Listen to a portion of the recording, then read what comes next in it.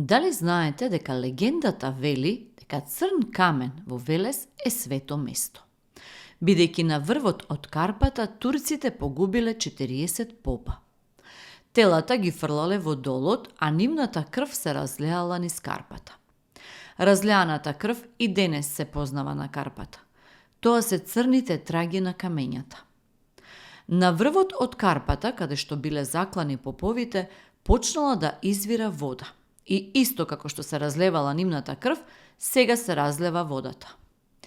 Иако со векови низ трагите од крвта на поповите тече вода, трагите не се измиваат. Тоа е водата која ги мокри само луѓето без гревови.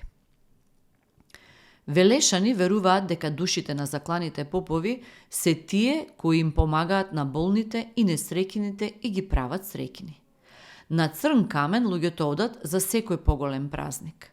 Се молат за здравје и среќа, се оди секој четврток од Великден до Спасовден или спроти недела. Дали знаете дека ктитор на Амамот во Скопска чаршија е Дауд Паша? Тој го изградил објектот за време на неговата позиција како румелиски беглербек во периодот од 1489 до 1497 година за потребите на својот харем. Едниот дел бил наменет за мажи, другиот за жени. Во двата дела имало простории за пресоблекување, простории за аклиматизација пред и по бањањето, тоалети, берберница, простории за депилација, заедничко бањање и простории за индивидуални бањи. Се смета дека Амамот имал 99 чешми. Постојат легенди дека тој никогаш не ни бил пуштен во употреба. Христијанското население ја раскажува легендата за клетвата на овој објект поради градењето врз Стара црква.